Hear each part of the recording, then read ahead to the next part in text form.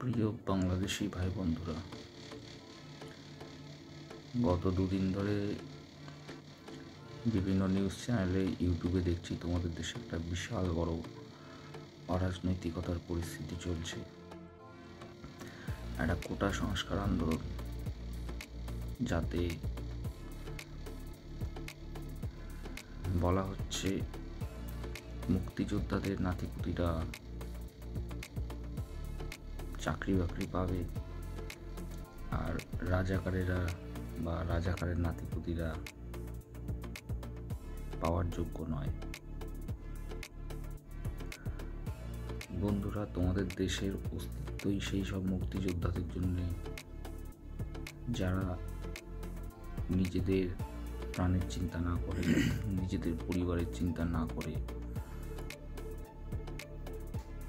পাকিস্তানি সৈন্যদের হাতে, পাকিস্তানি আতঙ্কবাদীদের হাতে নির্মমভাবে নিজেদের প্রাণ দিয়ে তোমাদের দেশকে স্বাধীন করেছে। এই বাংলাদেশ একসময় ভারতের ভূমি ছিল।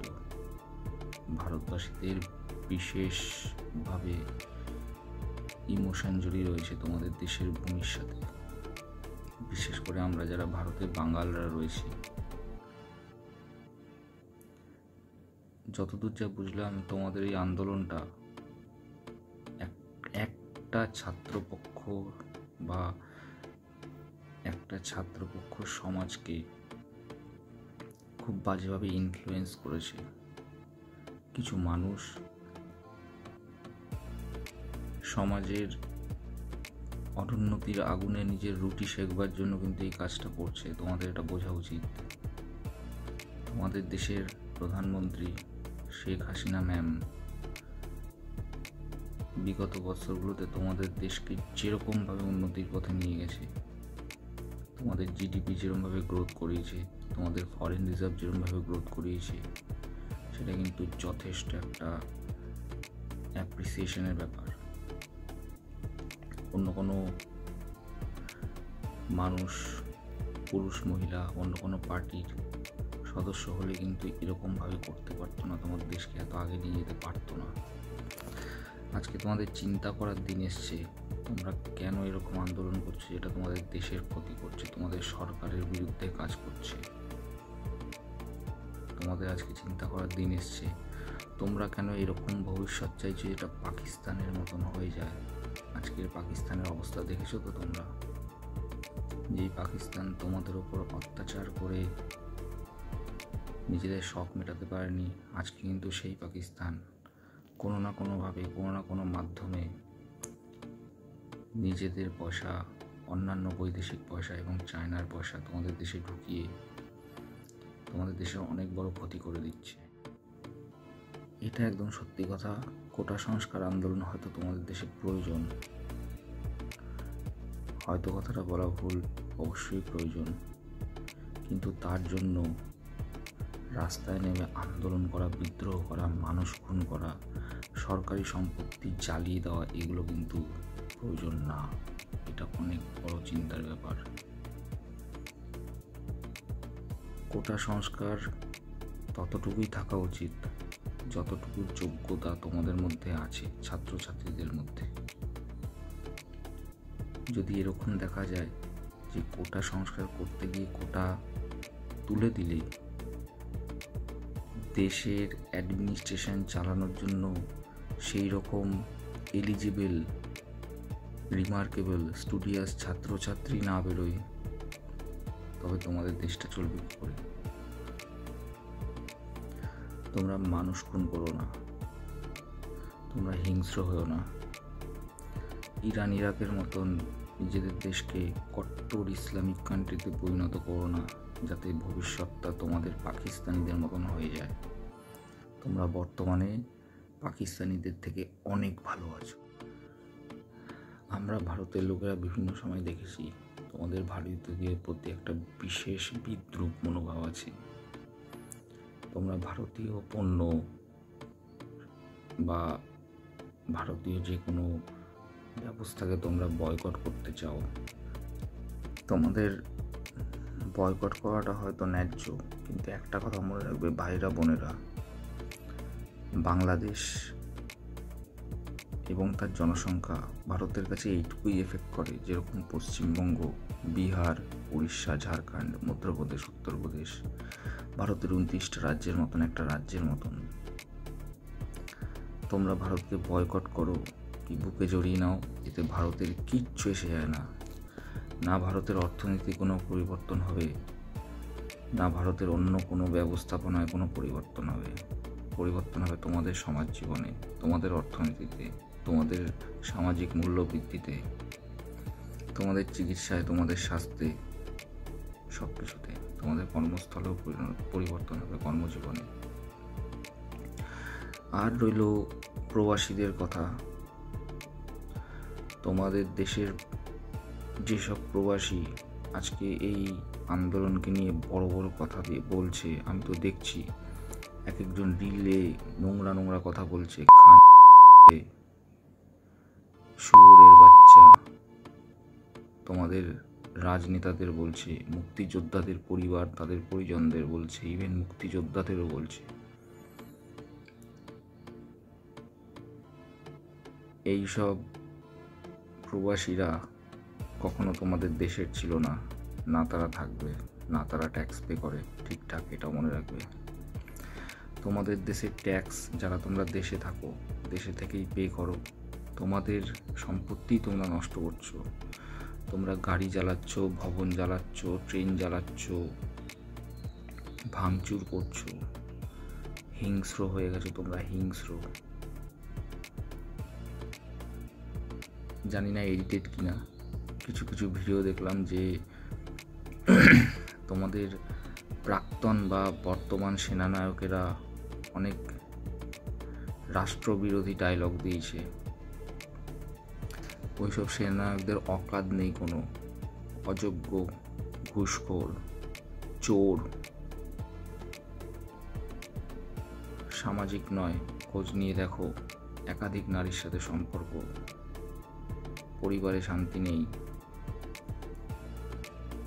এইসবের থেকে সাবধান। তোমাদের দেশ তোমরা সামলাও, কিন্তু ভালোভাবে সামলাও, যাতে তোমাদের যে সুনামটা রয়েছে সেটা কখনো বদনামে পরিণত না হয়। বন্ধুরা, তোমরা বিভিন্ন দিক থেকে বিভিন্নভাবে এলিজিবল। নিজেদের এলিজিবিলিটি তোমরা প্রমাণ করেছো, কিন্তু তোমরা আজকের পরিস্থিতি অনুসারে এমন কোনো বাজে মানুষ, বাজে দল বা বাজে চিন্তাধারা দ্বারা অনুপ্রাণিত হয়ে গেছো যে তোমরা হিংসায় নেমে এসছো। আর এটা নিয়ে বিশ্বস্তরে তোমাদের দেশকে নিয়ে যে লেভেলের আলোচনা হচ্ছে, আরও বাজেভাবে বলার মন চাইছিল, বলতে পারছি না। যে লেভেলের আলোচনা হচ্ছে তোমাদের কিন্তু ভাবা উচিত। নিজের দেশকে ভালোবাসো। আমরা ভারতীয়রা, সেখানে আমরা হিন্দু, মুসলমান, শিখ, খ্রিস্টান, বুদ্ধ, জৈন, বিভিন্ন জাতি, ইহুদি, পার্সি, অভাব নেই, ডাইভার্সিটির দেশ। এত আমরা আমাদের দেশকে ভালোবাসি, তোমরা হয়তো ধারণা করতে পারো না। আমরা আমাদের দেশের সংবিধানকে সম্মান করি। আমরা আমাদের দেশের হাইকোর্ট, অনারেবল সুপ্রিম কোর্ট, তাদের রায়, পুলিশ, প্রশাসন, অপোজিশন লিডার, রুলিং লিডার, সকলের ডিসিশনকে সম্মান করি। আমরা যুক্তির সাথে, বুদ্ধির সাথে কাজ করি, সেই কারণে কিন্তু আমরা এগিয়ে গেছি। তোমরাও এরকমই কাজ করতে, এই জন্য তোমরাও এগিয়ে গেছো, তোমরা অনেক এগিয়ে গেছো। কিন্তু পাকিস্তানিদের চিন্তাধারা মাথায় নিও না বন্ধুরা, অনেক বড় ভুল হয়ে যাচ্ছে তোমাদের। দেখলাম ভিডিওতে একটা ছেলেকে কিভাবে কুপিয়ে মারছিল, জানি না কোন পক্ষ, যারা করেছে খুব খারাপ করেছে। আমরা অত্যন্তভাবে নিন্দা করছি এই ধরনের রাষ্ট্রবিরোধী মুভমেন্টের, যেগুলো ছাত্রছাত্রীরা করছো তোমরা। এই নিন্দাটা এবার বিশ্বজুড়ে হবে। আর প্রবাসীরা যারা অনেক বড় বড় কথা বলছো, আমরা ইউনাইটেড স্টেটস যারা রয়েছি,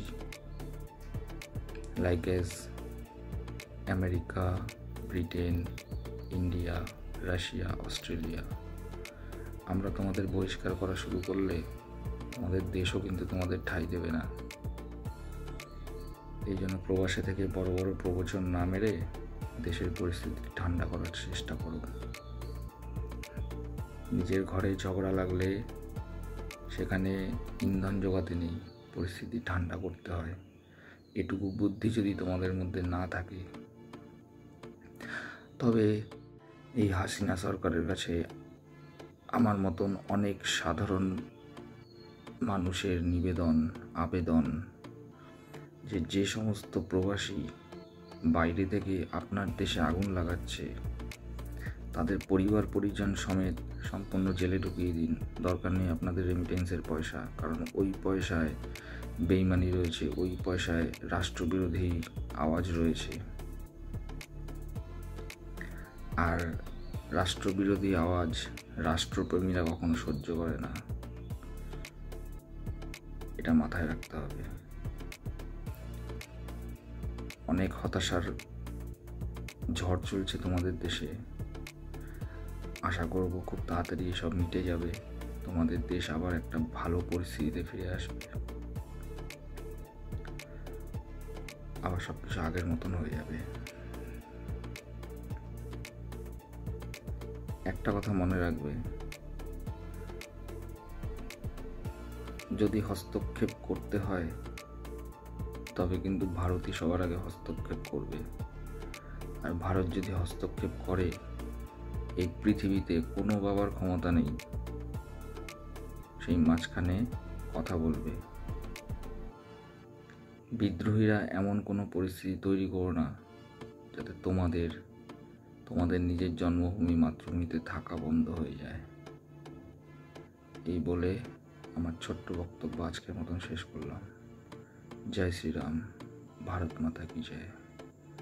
বাংলাদেশও আস্তে আস্তে এগোবে, অনেক বড় হবে যদি এই বদমাশ বিদ্রোহীগুলো না থাকে।